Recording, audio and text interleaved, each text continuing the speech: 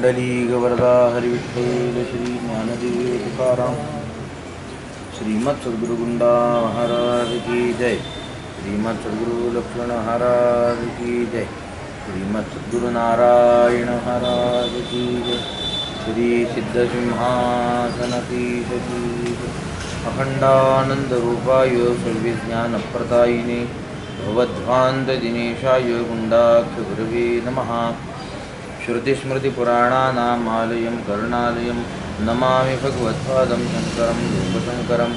विज्ञानार्कमरीचिजालनिहता विद्यान्धकारवृजा सप्तब्रह्मसमुद्रमन्दरगिरि सिद्धान्तबद्धवृदा ब्राह्मीनर्जुनरङ्गभूमिरसना संशोभिताभ्यानना। सोऽयं सर्वजगद्गुरुर्विजीयते श्रीमान् प्रभुशङ्करः। गुरुन्नत्वा महेशाख्यान् शङ्करं च सुरेश्वरं। नैष्कर्म्यसिद्धिर्भाषायां प्रपञ्चः क्रियते धुना।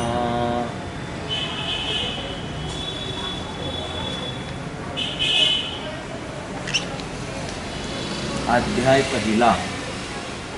हेतुस्वरूप कार्याणि प्रकाशतमसोरिव विरोधिने ततो नास्ति सांगत्यं ज्ञानकर्मणोः। 67 सत्कृत प्रवृत्त्यामृज्ञाति क्रियाकारकरूपभृत अज्ञानमागमज्ञानं सांगत्यं नास्त्यतो नयोः। 67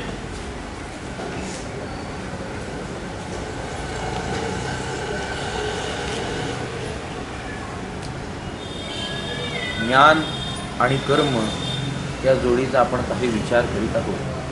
ज्ञानाचा विचार करीत असताना आणि कर्माचा विचार करीत असताना फलदृष्टीने साधनता कोणाच्या ठिकाणी कोणत्या पद्धतीत येते असा हा आपला विचार मागील काही दिवसांपासून चालू आहे।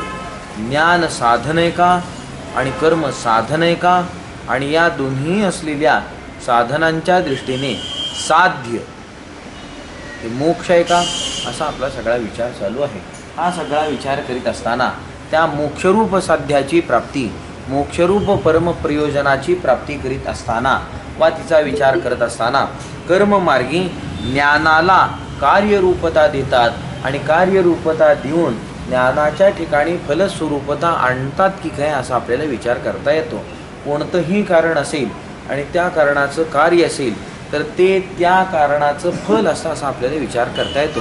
अंतिम परिणाम जो कारणाचा होतो तो कार्यरूपामध्ये होत असल्यामुळे त्या कार्यरूपतेच्या पलीकडे पुन्हा कारण स्वतःहून स्वतःच्या असलेल्या स्वरूपात कोणत्याही पद्धतीत शिल्लक राहत नाही। सूक्ष्म अवस्थेत, प्रविष्ट अवस्थेत, विकृत अवस्थेत कारणाची उपस्थिती कार्यरूपाने जरी त्या ठिकाणी असली तरी सुद्धा कारणरूपतेने मात्र ते कारण कार्याच्या ठिकाणी तसं काही उपलब्ध नसतं।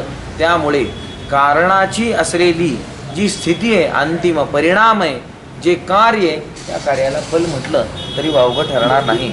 त्यामुळे हे कर्मवादी कार्यरूप असलेल्या ज्ञानाची कल्पना करीत असताना त्या ज्ञानाच्या संदर्भाने त्या ज्ञानाला फल आहे असं म्हणतात। म्हणून परमप्रयोजन असलेल्या मोक्षाच्या संदर्भाने त्या मोक्षाच्या प्राप्तीच्या विषयी विचार करीत असताना ज्ञान नावाचं फल पहिल्यांदा प्राप्त करून घ्या आणि तदुपरांत मोक्ष नावाच्या फलाची तुम्हाला प्राप्ती होईल असा विचार कर्मवाद्याच्या दृष्टीने आपल्यासमोर मांडला गेलेला आहे। म्हणजेच सांगतायत काय, कर्म करा, ज्ञान त्याचं फल मिळेल आणि मोक्ष प्राप्त होईल असा विचार त्यांनी मांडला। आणि तो मांडत असताना कर्माला दिलेलं जी प्रधानता आहे त्या कर्माची प्रधानता तपासून त्या कर्मावरून कर्माने मोक्ष होतो असा सिद्धांत आपल्यासमोर मांडला गेला।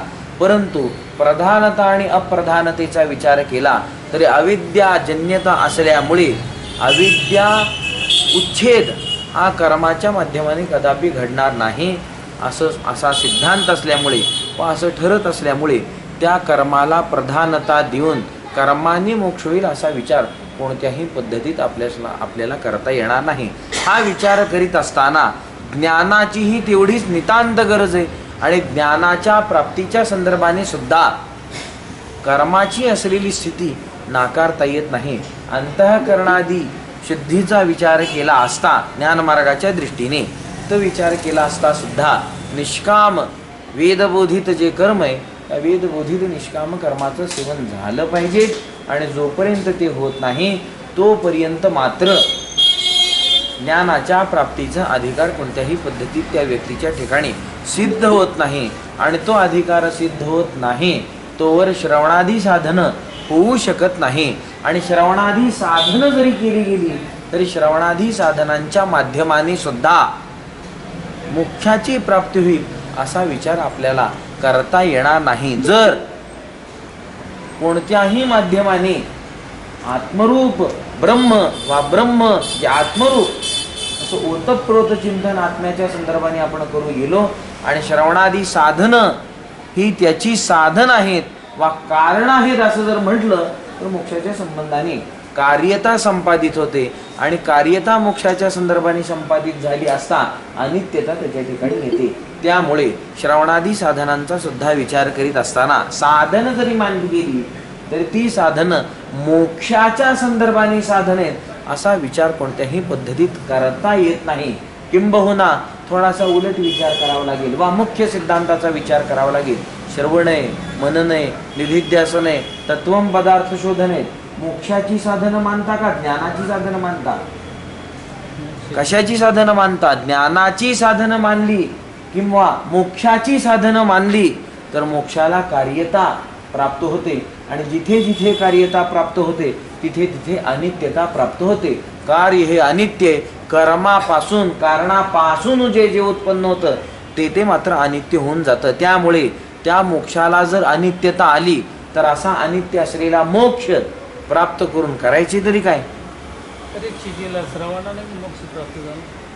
तसं होणार नाही, तसं होत नाही. श्रवणाने मोक्ष प्राप्त अर्थवादात्मक चिंतन आहे, अर्थवादात्मक चिंतन आहे. मुख्य सिद्धांताला पकडून चाला. आजोबामुळे नातू झाला, बरोबर आहे? चुकीचं आहे का? आजोबामुळे झाला पण अर्थवादात्मक आहे. सत्य वस्तुस्थिती तशी नाही आहे. त्याचा कारण पिताच आहे. पण आजोबा नसला असतं तर पिता आला असता काय? नाही, तसं होणार नाही. त्यामुळे श्रवणाने परीक्षितीला मोक्ष झाला असा विचार करत असताना सुद्धा सिद्धांताची हानी न करता अर्थवादात्मक दृष्टीने स्तुतीपरकतेने केलेलं आणि श्रवण साधनामध्ये प्रवृत्त होण्यासाठी केलेलं हे विधान आहे. परंतु विधान यथार्थ आहे असं म्हणता येत नाही. श्रवणाने मोक्ष झाला असं नसून श्रवण मनन निधिध्यासनादिकांच्या द्वारा ज्ञान प्राप्ती होऊन ज्ञान प्राप्तीच्या उपरांत म्हणजेच अवांतर प्रयोजनाच्या प्राप्तीनंतर परमप्रयोजनाची प्राप्ती होते असा आपल्याला विचार करता येतो. म्हणजे अवांतर प्रयोजन जे जीव ब्रह्मैक्य ज्ञान ते मात्र परमप्रयोजनाचं साधन आहे असा आपण विचार मागे करून आलेलो असल्यामुळे श्रवण मनन निधिध्यासन तत्वम पदार्थ शोधन या असलेल्या साधनांना अंतरंग साधनाला अत्यंत अंतरंग साधनाला म्हणजे श्रवण मनन निधिध्यासन अंतरंग आणि तत्वम पदार्थ शोधन अत्यंत अंतरंग म्हणजे जवळचं. पण कोणाच्या जवळचं आहे? ज्ञानाच्या जवळचं आहे. त्यामुळे त्या ज्ञानाच्या प्राप्तीच्या उपरांत मोक्षाची व्यवस्था आपल्याला लावता येते. अज्ञानाची एक प्राप्ती आहे, अज्ञानाची एक भ्रांती आहे. त्याच्या विना दुसरं कोणतीच भ्रांती नाही. त्यामुळे ज्ञान प्राप्तीशिवाय दुसरा मार्ग येणं शक्य नाही. आता ज्ञान प्राप्ती कशाच्या माध्यमाने करता हा भाग स्वतंत्र. त्याला एकच काहीतरी पर्याय असेल असं नाही, त्याच्यासाठी वेगवेगळे पर्याय असतील. पण ज्ञान एक श्रवण केलं त्याच्याबरोबर आणखी काय काय केलं? मनन आहे, मनन आहे, निधिध्यासन आहे, चिंतन आहे. श्रवणाबरोबर ताबडतोब चिंतन आहे. आपण मागे एकदा विचार करीत होतो आणि तो प्रश्न आपला अर्धवट राहिला आणि तो प्रश्न पूर्ण झाला नाही. नाम जप आहे आणि नामस्मरण आहे. सगळे नाम जप करतात, नाम जपाने पुण्य निर्माण होईल, अंतःकरण शुद्धी होईल. पण नामस्मरणाने मोक्ष होईल ना की नाम जपाने. जप म्हणत असताना संख्येचं प्रावधान आहे, संख्येची अट आहे. काहीतरी तिथे होणं गरजेचं आहे. मग ते पुरस्चरणाच्या रूपात असेल किंवा नित्य आहुतीच्या रूपामध्ये 1 माळ 2 माळ 10 माळ 20 माळ या पद्धतीत असेल, परंतु तिथे केवळ जप आहे.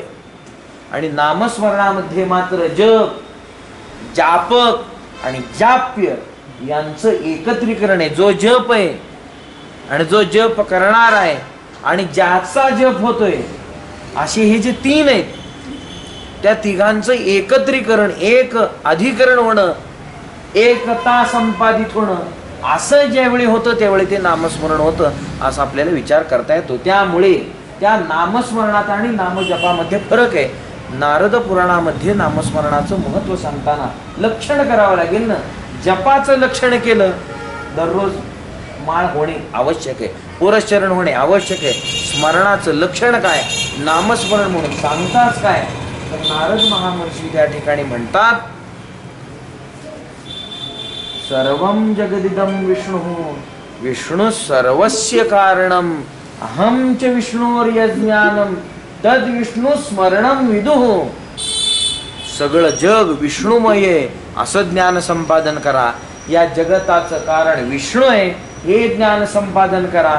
आणि एवढंच काम भागणार नाही, मीही विष्णू आहे हे ज्ञान संपादन करा. हे विष्णूचं स्मरण आहे आणि हे विष्णूचं नामस्मरण आहे. हे नामस्मरण आहे. आणि असं ज्यावेळी होतं, याच्यात ज्ञान आलं का आलं नाही, का जप आला फक्त, विठ्ठल विठ्ठल म्हणणं फक्त आलं का? अजय मेळ्याला फक्त नारायण म्हणलं, हा, विष्णू म्हणजे तू दाखव. हे काय भ्रांती आहे. तेव्हा त्याला तो वैकुंठ होता. नाही, भ्रांती आहे. ते लिहिले गेलं ना भागवत. हा, मग तेच भ्रांती आहे. कारण का अर्धच भागवत आपण ऐकतो. आपण पूर्ण ऐकत नसल्यामुळे ती गडबड आहे. सांगणारेही सांगत नाहीत. अजामिळ आपला ते उपाख्यान वेळेच्या अभावी आपलं राहिलेलं आहे. सूक्ष्म उल्लेख करून आपण पुढे गेलो. अजामिळे, त्यांनी काय केलं, अजामिळानी धाकट्या मुलाचं नाव नारायण ठेवलं. अंत्यसमय आला, त्याला माहित नाही अंत्यसमय आहे, नारायण म्हणून हाक मारली. यमदूत आले आणि त्याच वेळी पार्षद आले. चतुर्भुज पार्षदांना त्यांनी पाहिलं आणि त्यांच्यातला संवाद ऐकला. कोणाचा? यमदूताचा आणि विष्णूच्या पार्षदांचा, नारायणांच्या पार्षदाचा. आणि त्या संवादामध्ये विष्णूच्या नारायणाच्या नामाचं कथन झालं. महिम्न तिथे प्रकट झालं की हे यांनी एकदा नाम घेतले. नामाभास आहे, नामही नाहीये, नामाभास आहे. नारायणाच्या प्रित्यर्थ नाव नाहीये, मुलाच्या प्रित्यर्थ नाम पुकारणे, उच्चारणे, तो नामाभास आहे. तर त्यांनी त्याच्यामध्ये श्रवण केलं, नाम महिम ऐकलं ते काय होतंय. आणि यमदूतांना परतून लावलं आणि त्या पार्षदांचं श्रवण केल्यानंतर रूप पाहिलं. अजामिळाने नाही, ते बरोबरी ना तिथे पार्षदांचं स्वरूप पाहिलं आणि त्याला त्यावेळी वाटलं ज्याचे पार्षद एवढे सुंदर आहेत आणि एका नामाने येतात, तो किती सुंदर असेल. त्याचं दर्शन घेतलं तर काय होईल. या सगळ्या संसारातून त्याची निवृत्ती झाली, वैराग्य प्राप्ती झाली. 88 वर्षाचा तो होता अजामिळ. तो त्याच्यातून निवृत्त झाला, रोगातून उठला. पार्षद घेऊन गेले नाही त्याला, यमदूतांना परत पाठवलं. पार्षदही घेऊन गेले नाहीत, नाम दीक्षा त्याची झाली. आणि त्यांनी नंतर अष्टांग योगाचं साधन केलं, नामस्मरणाचं साधन केलं. आणि अष्टांग योग साधन करीत करीत समाधी लावला. आणि मग पार्षद त्याला न्यायला आले. आपल्याला फक्त माहिती असतं, त्याने मुलाला आवाज दिला, नारायण ये, पार्षद आले आणि घेऊन गेले. ज्ञान लागेलच, जय गुरुदेव. असं कोणी सांगितलंच नाही भागवतात, पहिल्यांदाच ऐकले आता तुमचं. भागवतामध्ये लिहिलंय ना, भागवतातले श्लोक आहेत ना, तपासा ना. अर्थवादाच्या दृष्टीने चिंतन करीत असताना, अर्थवादात्मक चिंतन करीत असताना स्तुती गौरव आहे, पण स्तुती एवढी नसावी की जिथे सिद्धांताची हानी होईल. अर्थवाद सत्य असा कथन करावा लागतो आणि जिथे सत्याचा विचार थोडासा बाजूला ठेवून सिद्धांताची हानी करून अर्थवाद येतो, तिथे खोटी स्तुती होते. आणि त्या खोट्या स्तुतीमध्ये जो सांगतो त्याची तर हानी होतेच होते, ऐकणाऱ्यांची हानी झाल्याशिवाय राहत नाही. कारण का तो ऐकून घेतो ना. त्यामुळे शास्त्र श्रवण करीत असताना प्रत्येक असलेल्या श्लोकाकडे बघत, ते वचन आहेत आपली थोडीच आहेत, त्यांची त्यांची वचनं असल्यामुळे ती जशाला तशी तपासून घ्यावी लागतात, म्हणजे तसा तसा परिणाम होतो. म्हणजेच स्मरणाचा विचार आहे तिथे, आणि स्मरणाच्या विचारात सुद्धा ज्ञानाची अत्यंत आवश्यकता आहे असं नारदच सांगतात. ती काही गोष्ट खोटी नाही. त्यामुळे जप निराळा आणि स्मरण निराळं. ते जपात विमुच्यते म्हटलं नाहीये, यस्य स्मरण मात्रेण. मग स्मरणात तर ज्ञान, अहम विष्णू, मी विष्णू आहे हे ज्ञान पाहिजे. यमाच्या तावडीतून सोडवलं फक्त त्याला. हा, हे ज्ञान तिथे आवश्यक आहे. आत्मस्वरूपाचं ब्रह्मरूपाने असलेलं ज्ञान नितांत गरजेचं आहे असा तिथला भाव असल्यामुळे श्रवण हे मोक्षाचं साधन आहे असं म्हणलं की कार्यता संपादित होईल, आणि कार्यतेमुळे अनित्यता संपादित होईल, आणि अनित्यतेमुळे मोक्ष जो नित्य असा काही सुखाच्या प्राप्तीचा विचार ज्या मोक्षात केला ती मात्र गोष्ट खंडित होते. त्यामुळे आत्मस्वरूपावर ब्रह्मस्वरूपावर सुद्धा बाधा निर्माण होते असा आपल्याला विचार करता येतो. म्हणून श्रवण मनन निधिध्यासन तत्वम पदार्थ शोधन ही साधनं ज्ञानाची आहेत, आणि ज्ञानाच्या उपरांत मोक्षाची स्थिती असा आपल्याला विचार करता येतो. म्हणजे ज्ञान साधन म्हणता का काय, कारण म्हणता का काय? नाही. कारणता तिथेही आम्हाला द्यायची नाही. कारणता का देत नाही?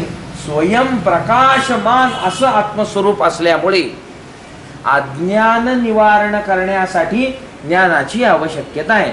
भ्रांती निवृत्त करण्यासाठी ज्ञानाची आवश्यकता आहे. ज्ञान कामच काय करतं? अज्ञानाचं निवारण करतं, आणि अज्ञानाचं निवारण झाल्यानंतर निर्गुण निराकार असलेले जे ब्रह्मचैतन्य, जे आत्मतत्व आहे, आत्मरूप आहे, आत्मप्रमा आहे, ती त्या व्यक्तीला होत असल्यामुळे स्वतंत्र रीतीने कोणत्याही गोष्टीची आवश्यकता तिथे नाही. त्यामुळे विधान केलं गेलं नित्यनिवृत्ताची निवृत्ती आणि नित्यप्राप्ताची प्राप्ती असा व्यवहार होतो, वा तशाची प्राप्ती आणि तशाची निवृत्ती होते. अशा पद्धतीचं वेदांताचा सिद्धांत आहे, तो विचार आहे. आणि तो विचार मात्र या दृष्टीने इथे ज्ञानाला सुद्धा कारणता दिली गेली नाही. त्यामुळे सुरेश्वराचार्य म्हणतात हा विचार स्वतंत्र आहे. हा विचार दुसऱ्या ग्रंथामध्ये शोधूनही सापडणार नाही. हा विचार स्वतंत्र आहे. कारणता देत असताना आणि कार्यता देत असताना वेगवेगळे येणारे जे आक्षेप आहेत त्या आक्षेपांचं निवारण करण्यासाठी म्हणून असा सूक्ष्म विचार करून मुख्य सिद्धांताची गाठ पडली, आणि तो सिद्धांत असा आहे. त्यामुळे कर्म हे कारण आणि ज्ञान हे कार्य अशा पद्धतीचा विचार केला तर अनित्यता तिथे येते, आणि त्या अनित्यतेच्या असलेल्या स्वरूपावरून मोक्षाची अनित्यता येत असल्यामुळे कर्माच्या सोबतीने असलेलं ज्ञान वा ज्ञानाच्या सोबतीने असलेलं कर्म कोणत्याही पद्धतीत मोक्षप्राप्तीच्या संदर्भाने विचारात घेता येत नाही. त्यामुळे कर्माचा विचार बाजूला टाकावा लागतो आणि ज्ञानाचा विचार बाजूला टाकावा लागतो. यांचं स्वरूपच निराळ आहे. त्यामुळे दोघांना एकत्र घेऊन काम करता येणार नाही. परंतु ज्ञानाशिवाय प्राप्ती होत नाही. ज्ञानाशिवाय प्राप्ती कशाची होणार नाही. तर मग या असुर जे मारले यांना कोणतं ज्ञान होतं? त्यांना तर मुक्ती दिली द्या. कुठली? शशिबाळ हां. यांना तर काही नव्हतं, असुरच होती. तर बरोबर. देवाने त्यांना परमपद दिलं. बरोबर. दिनाने आनंद कसं दिला? बरोबर. जिकडे तिकडे एकाच देवतेचं होणारं चिंतन आहे त्यांचं ना, शत्रूचं चिंतन आहे. इकडे सुहृद म्हणून चिंतन करताय सातत्याने, ते सातत्याने शत्रू म्हणून चिंतन करताय. चिंतनाचा एक परिणाम आहे. चिंतनाचा एक परिणाम आहे. उपाधी त्याला सुहृदाचा लावला आनंद आहे, उपाधी त्याला शत्रुत्वाचा लावला दुःख आहे. पण चिंतन दोन्हीकडेही जशाला तसं एकसारखं होतंय. कृष्ण कृष्ण हा माझा तारणहार आहे असं म्हणणं हा उपाधी आहे, पण कृष्ण एकसारखा. आणि तो म्हणतोय की हा माझा मारणार आहे, पण कृष्ण एकसारखाच आहे. चिंतनाला मध्ये म्हणावं. मग चिंतने चिंतने तद्रूप होता. ठरलेली गोष्ट आहे, ठरलेली गोष्ट आहे. हा सिद्धांत मग ते सिद्धांत तर ठरलेलाच आहे ना, त्याच्यात कधी बदल होत नाही. त्यामुळेच विरोधी भक्ती नावाचा प्रकार आलाय ना, नाहीतर तो प्रकार यायचा काही कारणच नाही ना. पण तो त्यांच्या दृष्टीने आहे, तो काही सर्वांच्या दृष्टीने नाही. करते चिंतन. ती भुंगी आळाई जर कुंभरणीचं चिंतन करू शकते मूळ, तर आपल्याला चिंतन तसं करतो. चिंतनाला कोणाला ते महाभूत केलं त्या दुखीने. आपण तर जिवंत आहोत. आळाईला कोणतं ज्ञान नाही, तिनं कुंभरणीचं चिंतन केलं, तिला कुंभरणीचं प्राप्त झालं. ते होणार. तो कर्माचा प्रकार निराळा आहे. हा? कर्माचा प्रकार, अन्य योनींच्या प्राप्तीचा प्रकार आता आपल्याला विचारतच घ्यायचा नाही. आता विचारच चालू आहे मोक्षाचा आणि आत्मस्वरूपाचा. ती तर कर्माच्या असलेल्या विधानाप्रमाणे, सिद्धांताप्रमाणे ती गोष्ट तर होणारच आहे. पण इथे तो सिद्धांत घेता येणार नाही. त्या सिद्धांतामध्ये सुद्धा कर्माला, त्या चिंतनाला कारणच आहे. इकडे कारणतेचा विचारच नाहीये, कारण का तिथे कार्यता द्यायची नाही. नित्यप्राप्त असलेल्या गोष्टीला कार्यता देताच कशी? नित्यप्राप्त असलेल्या गोष्टीच्या संबंधाने कारणतेचा विचार करताच कसा? आत्मस्वरूप जे माझं नित्य सिद्ध आहे त्याच्या संदर्भाने कार्यता आणताच कुठून? आणताच येणार नाही. त्यामुळे तिकडे कार्यता न देता, कार्यता जिथे नाही तिथे कार्यता देणं, जिथे कारणता नाही तिथे कारणता देणं, हे तर भ्रांत बुद्धीचं लक्षण आहे. आत्मस्वरूपाच्या ठिकाणी जाऊन सुद्धा कार्यता आणि कारणतेचा विचार आणि तो प्रपंच जर चालू झाला तर अज्ञानातला हा हुशार एवढाच काय तो फरक होईल. बाकी तो अज्ञानीच जीव आहे, एवढाच ते होणार. चिंतनानं कृष्ण रूप प्राप्त होतच. ते निधिध्यासनामध्ये येणारा प्रकार आहे. निधिध्यासनच करावं. श्रवण करावं लागते, पुढे निधिध्यासन. पण हा प्रकार सुद्धा कार्यता आणि कारणतेच्या दृष्टीने मोक्षाच्या संदर्भाने कदापि येणार नाही. ती गोष्ट निराळी ठरेल, बाजूला ठरेल. अंतकालाचे माने स्मरण मुक्त केले. नामस्मरण करायचं त्यावेळेला. इकडे सायुज्यतेचा विचार आहे. पाहिजे ना आपल्याला. मग तिथे तो जाऊन तिथे मिळेल, वैकुंठात बसेल आणि एका कल्पांती मग काहीतरी त्याला ज्ञान होईल आणि मग तो मुक्ततेला जाईल, असाच विचार सगळ्यांनी मांडलेला आहे. ते ज्ञानातच सद्योमुक्ती आहे. क्रममुक्तीचा विचार आता आपल्याला करायचा नाही. क्रममुक्तीमध्ये या सगळ्या घटना आहेत, पण सद्योमुक्तीचा विचार आहे.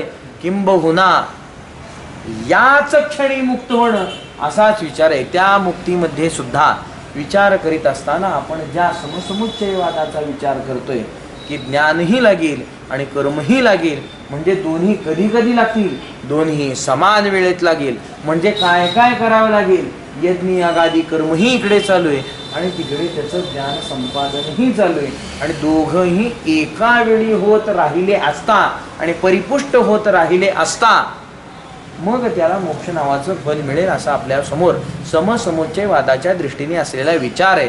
यांची असलेली कर्मप्रेरकता, समसमुच्चयवाद हा ज्ञान आणि कर्म यांच्यावर आधारित जरी असला तरी त्याचं झुकतं माप कर्मवाद्याकडे आहे. कर्माची संगती त्यांनी सोडली नसल्यामुळे वा कर्मवाद्यांनी तो मांडला असल्यामुळे कर्माची महत्तता या समसमुच्चयवादामध्ये जास्ती आहे. जरी ज्ञानाला समान असे अशा पद्धतीत जरी त्यांनी घेतलं असलं तरी कर्माला न टाकल्यामुळे कर्माचं प्राधान्य तिथे आहे. आणि त्या समसमुच्चयवादामध्ये विचार करीत असताना कर्मप्रेरकतेचा विचार करा. कर्मप्रेरणा कुठून झाली तर कर्मप्रेरणेचा विचार करताना ज्ञात्वा कर्माणि कुर्वीत, ज्ञानाने कर्म करा, यद्विद्या तद करोति, जाणून कर्म करा अशी वेदाज्ञा असल्यामुळे कर्म करीत असताना, क्रिया करीत असताना ज्ञानाची आवश्यकता नाही असं म्हणणं चुकीचं होतं. ज्ञान लागतं मगच कर्म होतं. कर्मप्रेरणेमध्ये ज्ञानाची गरज नाही असं म्हणताच कसं काय? कर्मप्रेरणा वा क्रिया ही ज्ञानानेच होत असते असा आपल्याला विचार करता येतो. उदाहरण त्याच्यासाठी दिलं जातं. रज्जूवर सर्पाची प्रतीती आली, जे सर्प ज्ञान झालं मग पळाला का आधी पळाला? ज्ञान झाल्यावर पळाला. पलायन नावाची क्रिया ज्ञानात झाली का झाली नाही?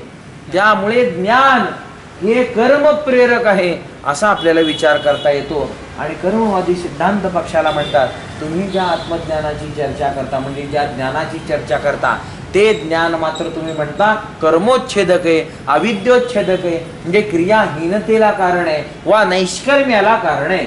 आणि इथे तर मात्र असं दिसतंय की हेच ज्ञान क्रियेला कारण आहे. नैष्कर्म्याला कारण ज्ञान होईल का क्रियेला कारण ज्ञान होईल? जर ते ज्ञान कोणत्याही स्वरूपाचं असो, ते ज्ञान आहे का ज्ञान नाही?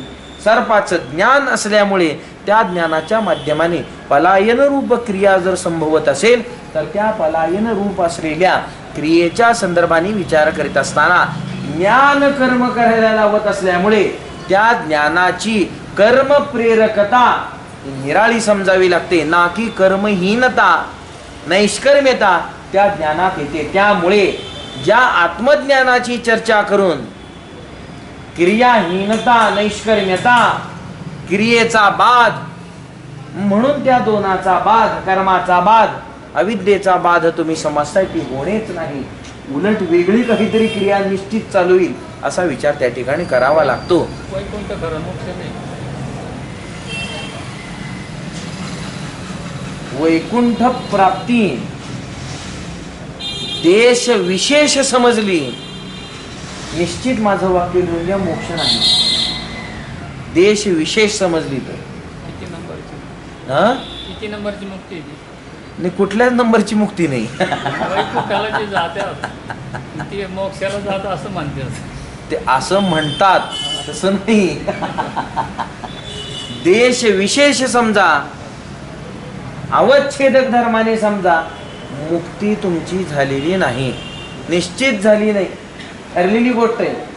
आणि देश विशेष न समजता व्यापकतेच्या धरेवर तिला समजा, स्वतः सहित एकच गोष्ट समजा, तिचं ज्ञान संपादन करून घ्या. जो आहे तो वैकुंठ आहे. वैकुंठ देश विशेष नाही, जे आहे ते वैकुंठ आहे. हा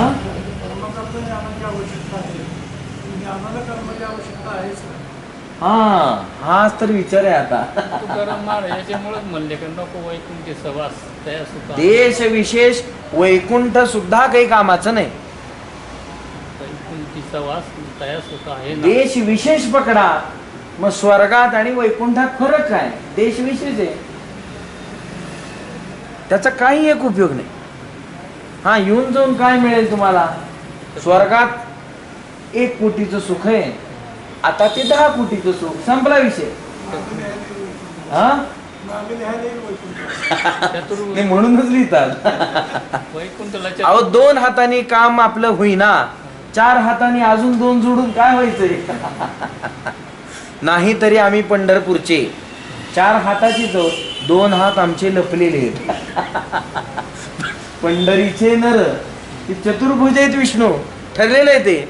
मग दिसत आहेत का? असून काही उपयोग नाही, तुम्हाला नसूनही तेच आहे, एकसारखंच आहे. त्यामुळे देश विशेष वैकुंठाच्या प्राप्तीमध्ये सुख आहे, पण नित्य सुख आहे असं म्हणता येत नाही, कारण का देश विशेषता आहे. त्यामुळे वैकुंठाधिकांचा विचार तिथे करता येणार नाही. आणि देश विशेषता काढून घ्या, व्यापकता विचार करा. तो देश वैकुंठात राहणारा विष्णू समजता का?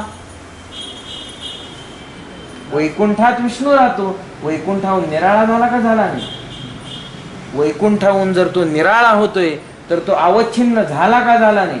देश मर्यादित आला का आला नाही? काल मर्यादित आला का आला नाही? अग्निपुराण तपासा, विष्णूचं सुद्धा आयुर्मान सांगितलंय. ब्रह्मदेवाचं जसं आयुर्मान आहे त्याच्या 100 पटीने महादेवाचं आयुर्मान आहे, आणि त्याच्या 100 पटीने विष्णूचं आयुर्मान आहे. म्हणजे जाणार आहे का राहणार आहे? तू झाल्यावर तुम्ही परत यावं लागतं, यायचंच ठरलेलंच आहे ते. ते नाशिवंत आहे. पुनरागमनाचा विचार मात्र निराळा आहे. स्वर्गातून पुनरागमन निश्चित आहे.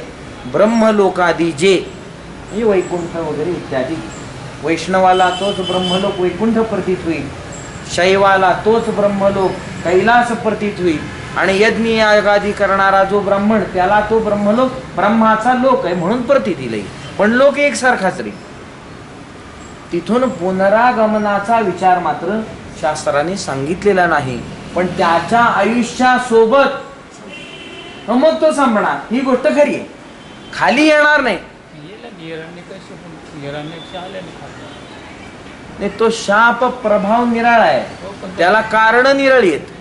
कारण निरळे ते वैकुंठाला गेले असं म्हणलंयच कुठं. उद्धार झाला म्हणजे सद्गती प्रदान झाली एवढा त्याचा अर्थ आहे.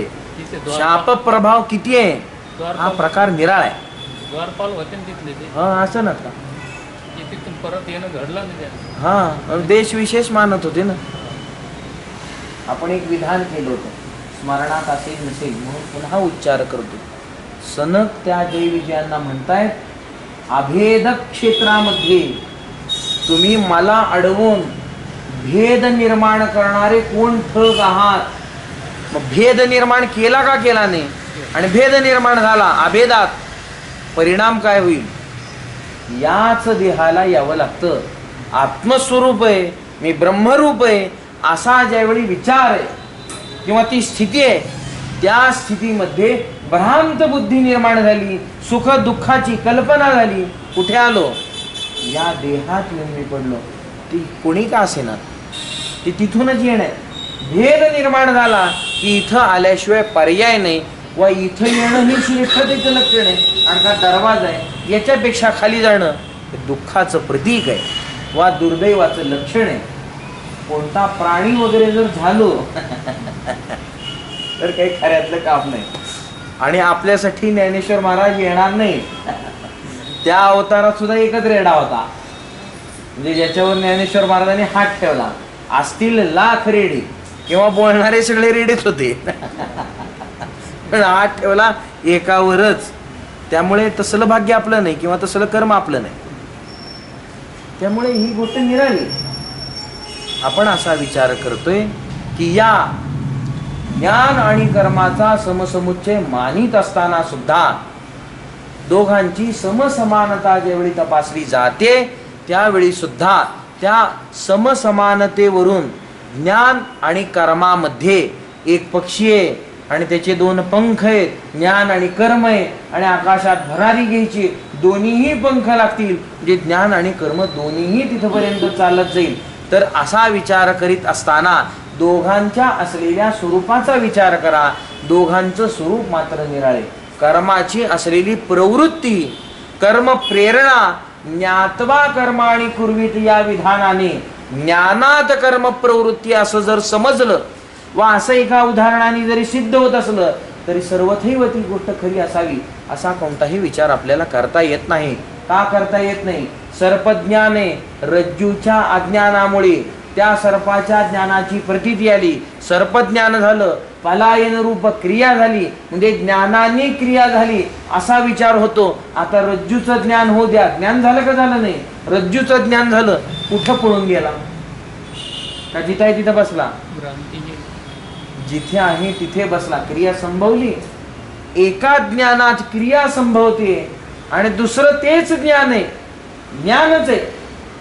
क्रिया संभवली काय, क्रिया संभवली नाही. क्रियाहीनता आहे, स्तब्धता आहे.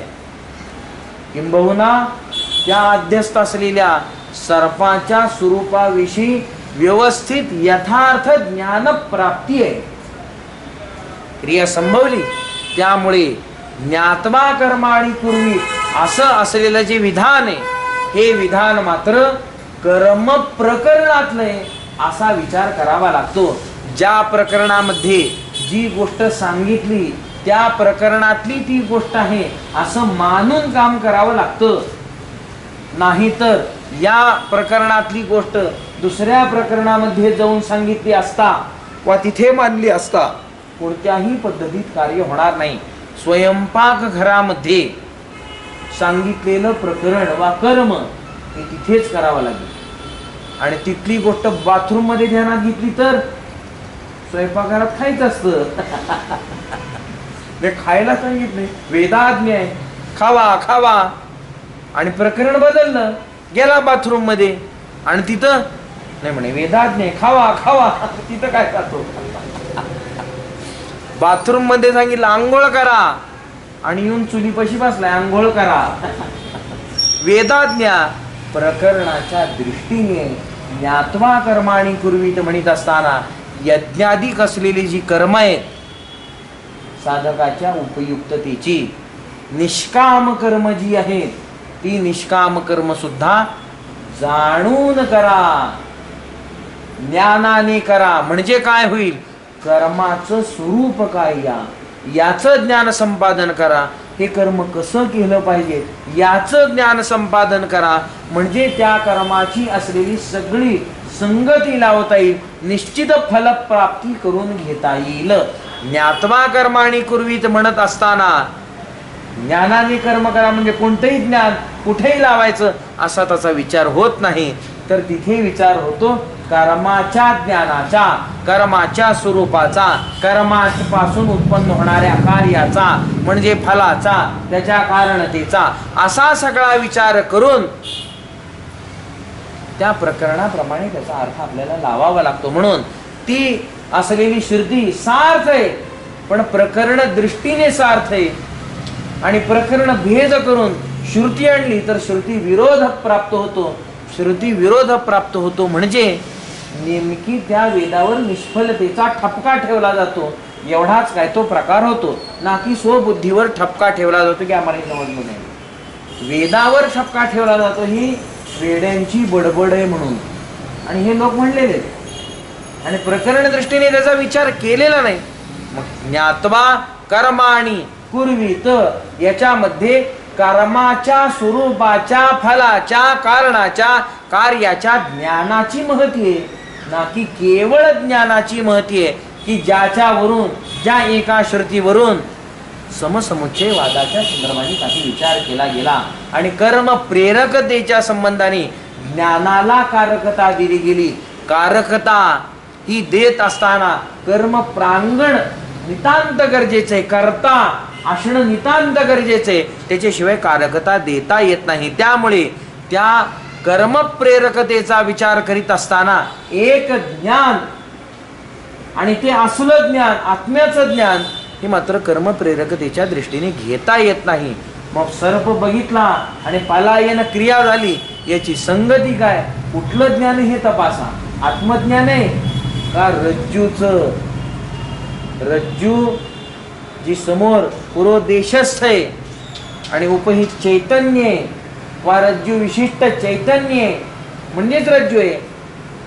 तिचं विशेष रूपाचं जे अज्ञान आहे म्हणजे भ्रांती आहे, म्हणजे भ्रांती ज्ञान आहे. त्या भ्रांती ज्ञानाचा परिणाम आहे, भ्रांती ज्ञानाचा परिणाम आहे. म्हणजेच विशेषता आहेच कुठे? अज्ञानाला विशेषता आहे. म्हणजे कर्म प्रेरकता येऊन येतेच कुठं?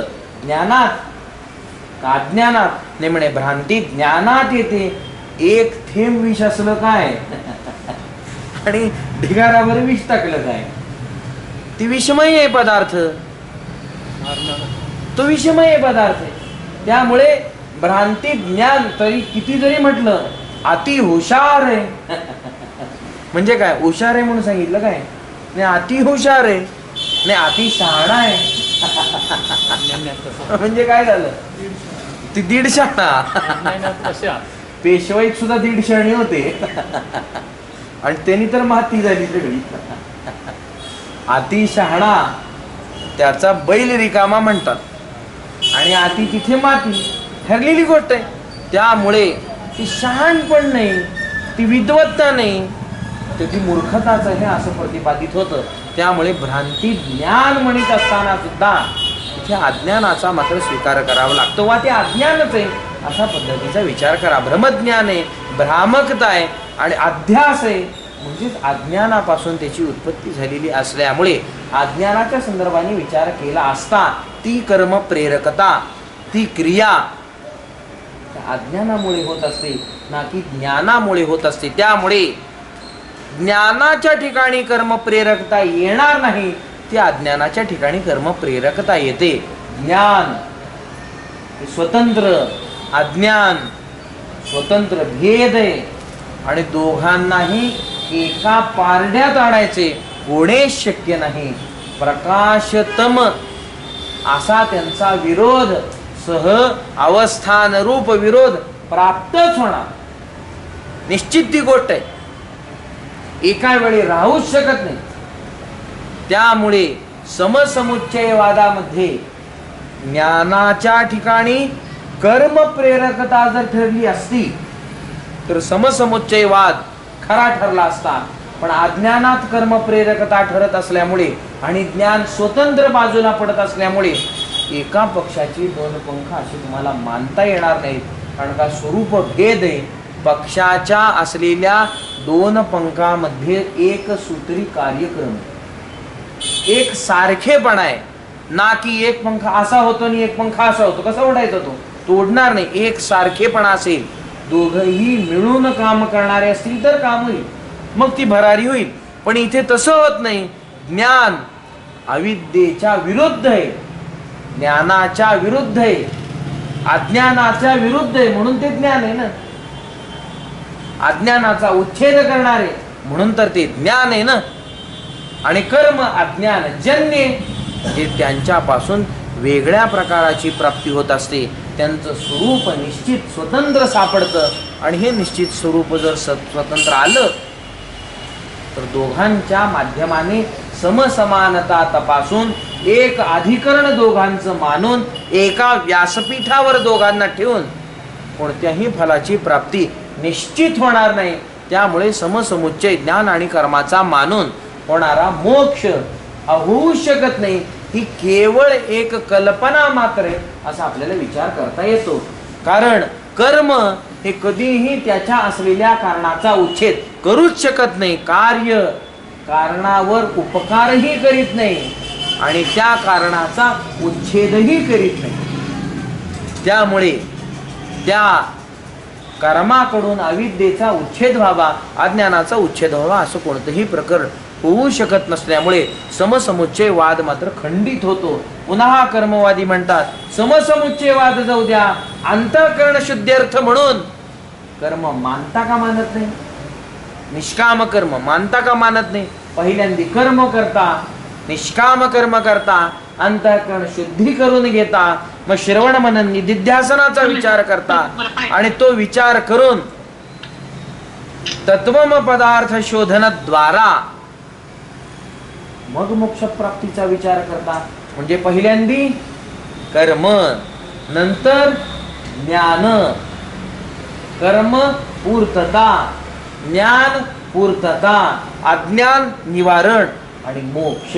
अशा प्रकाराने जर संगती लावली तर ती संगती मात्र निश्चित योग्य ठरेल का ठरणार नाही. हा क्रमसमुच्चय, क्रमाने त्यांचा विचार मांडणं. एक झाला की मग दुसरा आणि दुसरा झाला की मग जो काही पुढे अंतिम असेल तो, असा विचार त्या ठिकाणी मांडला गेला तर ती गोष्ट योग्य होते का होत नाही. पहिल्यांदा कर्माचा विचार करा. म्हणजे कर्म हे प्रथम आहे, म्हणजे परंपरेनी आहे. मोक्ष अंतिम आहे, फल आहे. साधन काय, कारण काय, ज्ञान आहे. बरोबर. क्रमसमुच्चयाच्या दृष्टीने मोक्ष परम, त्याचं साधन ज्ञान आणि त्याचं साधन पुन्हा निष्काम कर्म योग जे अंतःकरण शुद्धीसाठी म्हणून आवश्यक आहे. माझ्या श्रवण मनन निधिध्यासन ज्ञानांग म्हणून आहे, पण त्याच्यासाठी सुद्धा जी अंतःकरण शुद्धी आवश्यक आहे त्या अंतःकरण शुद्धीसाठी म्हणून निष्काम कर्माची गरज आहे का गरज नाही, निष्काम कर्माची गरज आहे. त्यामुळे परंपरा रूपाने कर्माचा स्वीकार तुम्हाला करावाच लागेल. ही गोष्ट ठासून सांगितली जाते. कर्माचा स्वीकार करीतच नाही असं कसं म्हणता येईल. कर्माचा स्वीकार करावाच लागेल, निष्काम कर्म करावंच लागेल, म्हणजेच अंतःकरण शुद्ध होईल. आणि अंतःकरण शुद्ध झाल्यावर श्रवण मनन निधिध्यासनाधिकांच्या द्वारा ज्ञानप्राप्ती होऊन अज्ञान निवृत्ती होऊन मोक्ष प्राप्त होतं. म्हणजे सुरुवात कुठून करता, कर्मातून सुरुवात करता का करत नाही. मग पहिलं स्थान कर्माला द्या, दुसरं स्थान ज्ञानाला द्या. म्हणजे पुढचं आहे. आता दुसरं म्हणजे 2 नंबराने हे पुढे आहे. आता माघारी गाडी वळलेली आहे त्यांची. आता या वरवरच्या पायऱ्या आणि मग मोक्ष. परंपरा साधन, परंपरा कारण असा विचार जरी केला तरीही मोक्षाच्या संदर्भाने कार्यता संपादित करता का. पुन्हा आक्षेप आहे मोठा, तिथे कार्यता देता का? सुरेश्वराचार्य म्हणतात कार्यता मोक्षाला नाही. कोणाकोणाची कार्यता नाही, कोणाचीच कार्यता नाही. नित्य सिद्ध गोष्ट आहे, तिला कार्यता देताच येते कशी? देताच येऊ शकत नाही. त्यामुळे तत्वम पदार्थ शोधन आणि त्याच्या उपरांत वा त्याने प्राप्त होणारं ज्ञान हे सुद्धा आम्ही मोक्षाला कारण मानित नाही, साधन मानित नाही. का मानित नाही? कार्यता द्यायचीच नाही. मग त्याचं काम काय आहे? अज्ञान निवारण करणं, एवढं त्याचं काम. दुसरं काही काम करू शकत नाही ते. ज्ञान कोणाचं करून देणार? अंतःकरण वृत्ती आहे. अंतःकरण वृत्ती निराकार करता येते का? का आकार प्राप्त करते? आवृत आत्म्याचा विषय, आवृत आत्म्याला विषय करते का अनावृत आत्म्याला विषय करते? अंतर्मुख झालेली अंतःकरण वृत्ती अणकुचित आहे. महावाक्यार्थ बोधापासून उत्पन्न झालेली सुद्धा आहे. विषय कोणाला करते? आत्म्याला. आत्म्याला विषय करते. कसल्या? आवृत की अनावृत? आवृत म्हणजे झाकलेला आणि अनावृत म्हणजे जो झाकलेला नाही, जसा आहे तसा. वृत्ती विषयच कोणाला करीत? विषय करीत असताना स्वतः सारखं काहीतरी लागेल का? लागणार नाही.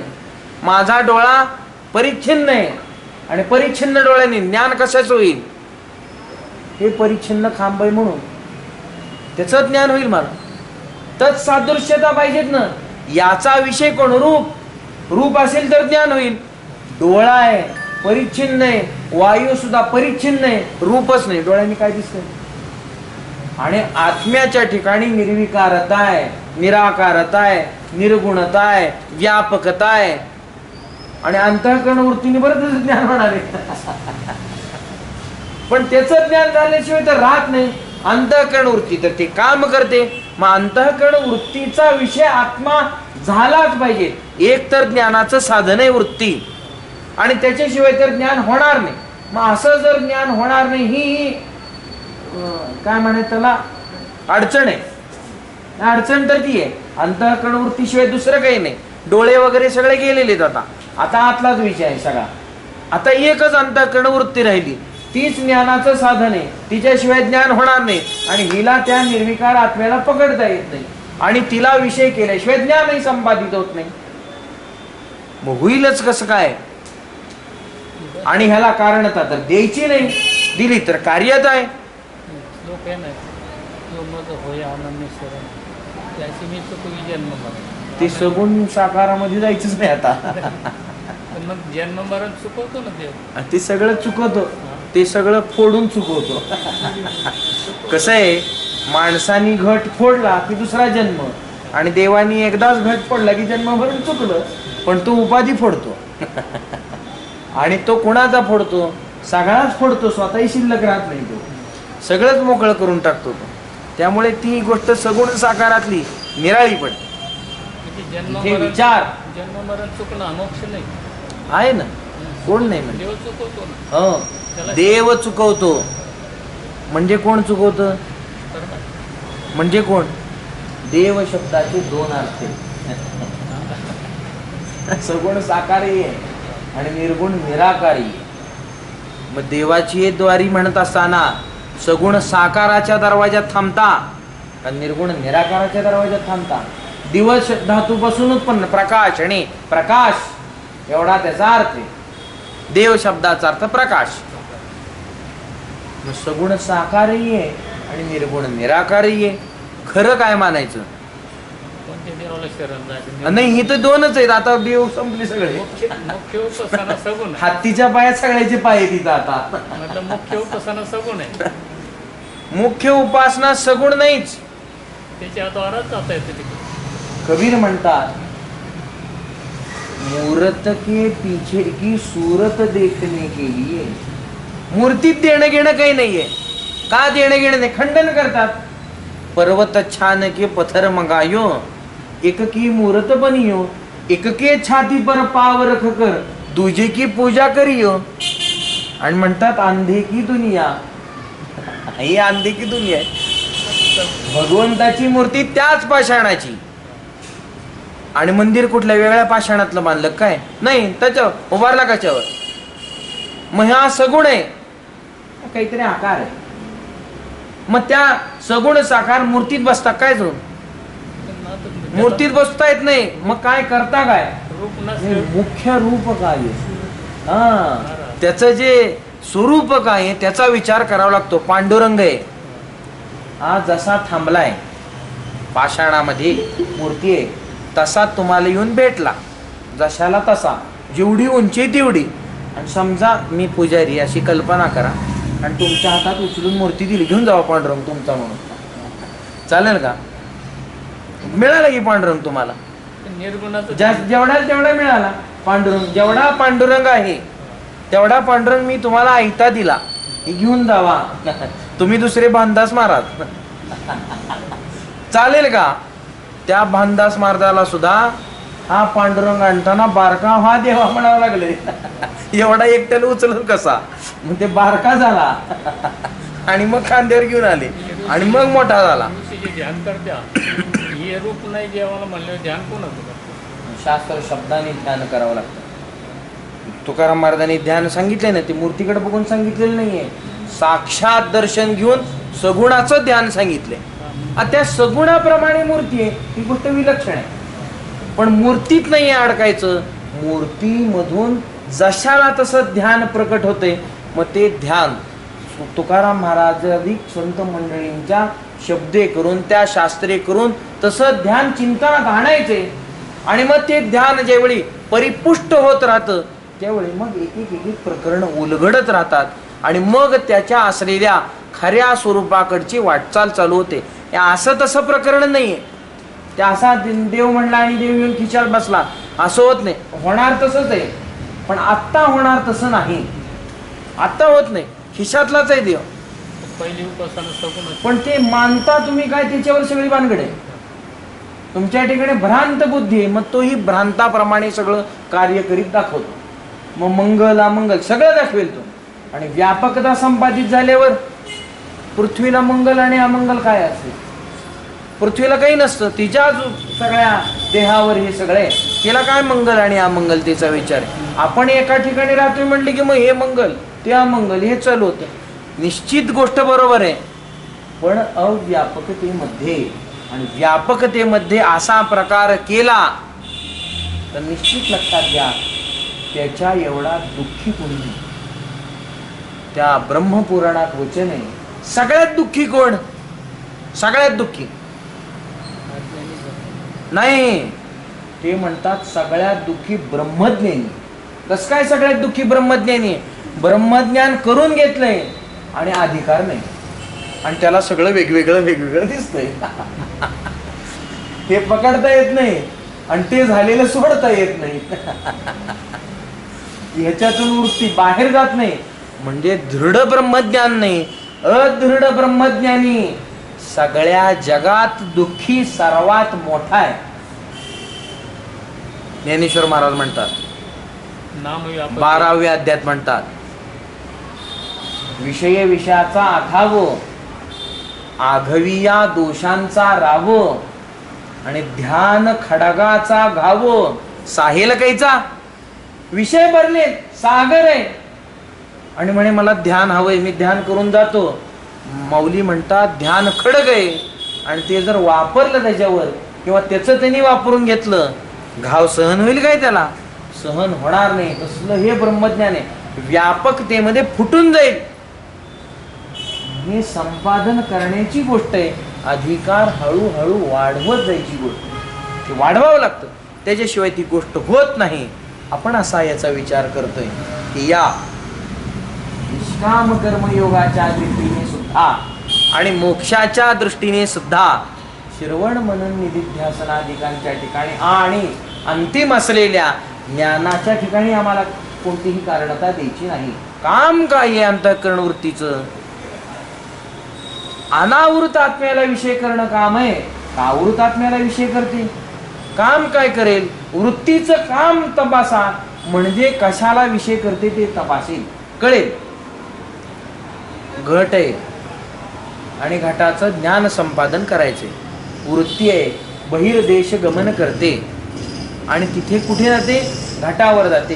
काय करते घटाच्या ठिकाणी? घटाच्या ठिकाणी अज्ञान आहे, वृत्ती व्याप्त होते. म्हणजे काय होते? घटाच्या आकार होते. घट कसा दिसतो मला, त्याच्यावरून ही गोष्ट कळते. घटाच्या आकार होते. का आकार होते? तेवढंच अज्ञान. निवारण कशाचं करते? अज्ञानाचं, वृत्तीचं काम तिथे संपते. अज्ञान निवारण करणं म्हणजे वृत्तीचा तिथे लय आहे असा आपल्याला विचार करता येतो. आता तो जड पदार्थ आहे, त्यामुळे केवळ वृत्ती व्याप्तीने काम भागणार नाही, म्हणून फलचैतन्याची आवश्यकता आहे तिथे. मग फलव्याप्ती होईल आणि मग ते प्रमिती चैतन्य होईल, मग मला ज्ञान होईल. ही बाह्य प्रक्रिया आहे. आता आत्मा हा जड नाही. आत्मा काय आहे? तो चैतन्य आहे ना. चेतन नाही, चैतन्य आहे. माऊलीने जड जीव म्हटलं. काय? जड जीव.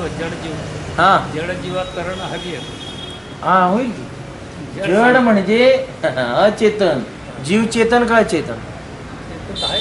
हा संपला विषय. चेतन हा चेतनाचा उद्धार तिथे. मूडपणा आला. ते येणार आहे. गाढवपणा कमी नसतोच. जीवात काय आणि जडात काय? भगवान परमात्मा व्यापक आहे आणि त्याचं नाव पण व्यापक आहे.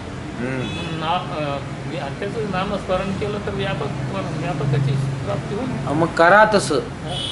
म्हणूनच संकेत बांधू नका. नाममंत्र सांगितलं ना. नामस्मरण सांगितलंय. नामस्मरण मुक्तीला कारण आहे आणि मंत्र जाप अंतःकरण शुद्धीला कारण आहे. गोष्ट फार निराळी, तिथल्या तिथेच आहे. पण दोन्ही एक केलं भ्रांत जीव. आणि तो भ्रांत असा आहे, काही करून मुक्त होत नाही असा प्रकार आहे सगळा. म्हणजे सगळं करतो, आयुष्य घालवतो आणि शेवटी काही एक संकट प्रसंग आला की सगळ्याचा विक्रय करतो. देवा एवढं केलं आणि एवढं करू नये का? गेलं सगळं गेलं. निश्चय होतो. खाणारा तो आहे आणि खातो किती? थोडं भाव खातो ना तो. भावाची किंमत काय? काहीच किंमत. केवढी मोठी किंमत आहे तपासा. आणि हे केलेलं तप एका घटकेत आहे. सगळं तो खाऊन टाकतो. काहीतरी देईल नंतर, पण सगळं संपतंय. आणि व्यापकता धरली तर स्वतःला खाता येईल काय? देवाला खाता येतं काय? नाही. व्यापकता तपासा. व्यापकतेचा महिमा काय ते तपासा. ज्ञानाचा विषय होत नाही. ज्ञान कसा ज्ञानाचा विषय होईल? ज्ञानाचा विषय होत नाही. त्यामुळे ती प्रक्रिया संपादित करावी लागते.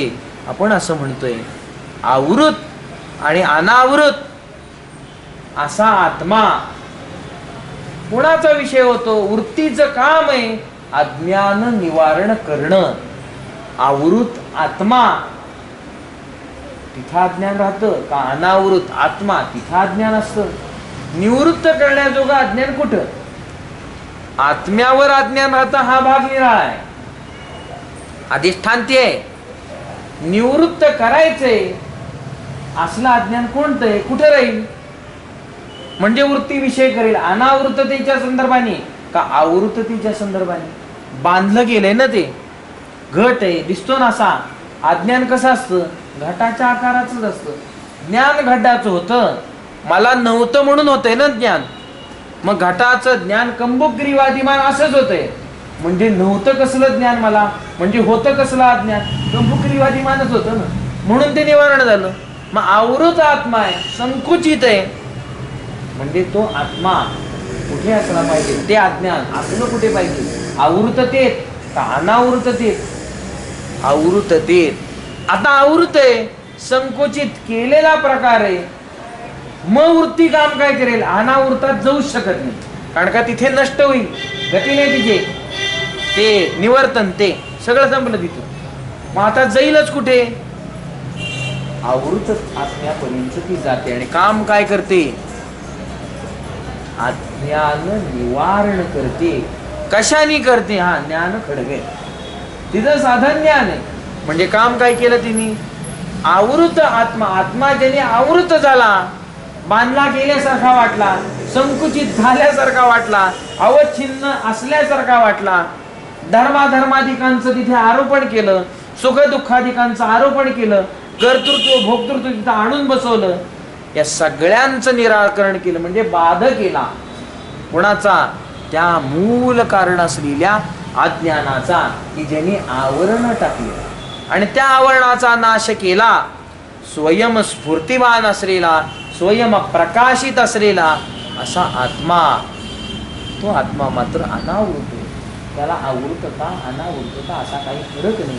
तो नित्य सिद्ध आहे, त्याचं ज्ञान संपादन होतं. म्हणजे काय आहे? त्याला तर मोक्ष आहे ना, तो नित्य सिद्ध आहे, तोच सच्चिदानंद रूप आहे. त्याच्या ठिकाणी कोणत्याही पद्धतीमध्ये दुःखाचा लवलेश नाही आणि ते माझं रूप आहे, तो मी आहे. अशा पद्धतीचं ज्ञान झालं असता तो मोक्ष आहे. कारणता ज्ञानात आली का या मोक्षाची?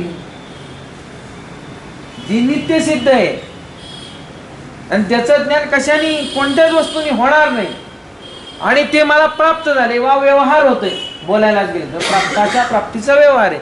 शब्द आता दुसरे याला सापडत नाही, त्यामुळे प्राप्त झाला असंच म्हणावं लागतं. ते झालं, कारणता कशाला देता? ज्ञानाला नाही, त्यांनी अज्ञान घालवले. बरं, अज्ञान घालवल्यानंतर आत्मा तर स्वयंप्रकाशित आहे, त्यामुळे दुसऱ्या कोणत्याही दिव्याची गरज नाही. त्यामुळे स्वसंवेद्य हे माऊली पहिल्यांदा बोलतात. हा, आत्मा कसा आहे? स्वसंवेद्य आहे, स्वतःच कळतो, असा तसा नाही कळणार, कोणातून येणार नाही.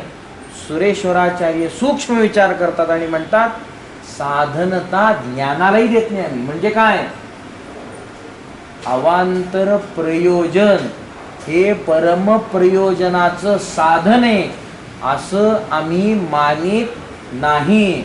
म्हणजे साध्य साधन भाव, अवांतर प्रयोजन आणि परम प्रयोजन याच्यामध्ये जो विचार सागरात पहिल्यांदा दिला तो प्रकार सुरेश्वराचार्य म्हणतात खंडित आहे, चुकीचं आहे, आम्ही मानत नाही. का मानित नाही? क्रमसमुच्चयाचा तुम्ही विचार करून कार्यता मोक्षाला आणू लागलात म्हणून आम्हाला ती गोष्ट मानायची नाही. म्हणजे आम्ही काय मानित नाही? क्रमसमुच्चयही मानित नाही. का मानायचा नाही क्रमसमुच्चय? कुठून तरी अविद्याजन्य असलेल्या कर्माची संगती लावताय ना, आम्हाला मानायचं नाही. मग अंतःकरण शुद्धी होईल कशी सांगा? अंतःकरण शुद्धी झाल्याविना हे पुढचं तर होणार नाही. मल विक्षेप जावे लागतील, आवरण शिल्लक असावं लागेल, तो अधिकारी. ही गोष्ट तर मान्य. आणि ही अंतःकरण शुद्धी होईलच कशाने? निष्काम कर्म आणि उपासना. त्या विचारसागरामध्ये कर्म, उपासना, ज्ञान अशी जोडी वापरून 3 प्रकाराने समसमुच्चय लावला. आणि क्रमसमुच्चयात कर्म अधिक उपासना, मग ज्ञान, मग मोक्ष असा क्रमसमुच्चयाचा प्रकार केला. तो त्या ग्रंथात आहे, त्यामुळे तो तिथेच तपासा. इकडे कर्म म्हणत असताना ते मानसिक कर्म, रूप उपासना याचाही अंगीकार आपण करतोच आहे. त्यामुळे इथे स्वतंत्र रीतीने पुन्हा उपासना किंवा पुढे विचारू नये. कर्मच सांगितलं आणि उपासना राहिली की सांगायची नाही, ती पोटात आहे, ती करावीच लागते. मग अंतःकरण शुद्धी होईलच कशाने? त्याच्यावर उत्तर देतात. एक, बाह्य कर्माचा विचार करून अंतःकरण शुद्धी होण्याचा प्रकार सांगितला, की जो आहारावरून सुद्धा सांगितला. आहार जसा घेताय तसा मनावर परिणाम होईल. अगदी स्थूल गोष्टीतूनही सांगितलं.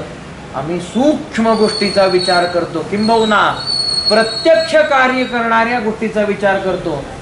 अंतःकरण शुद्धी पाहिजेत म्हणजे बुद्धिशुद्धी हवी आहे ना. बुद्धिशुद्धी हवी म्हणजे विचार शुद्धी हवी आहे ना.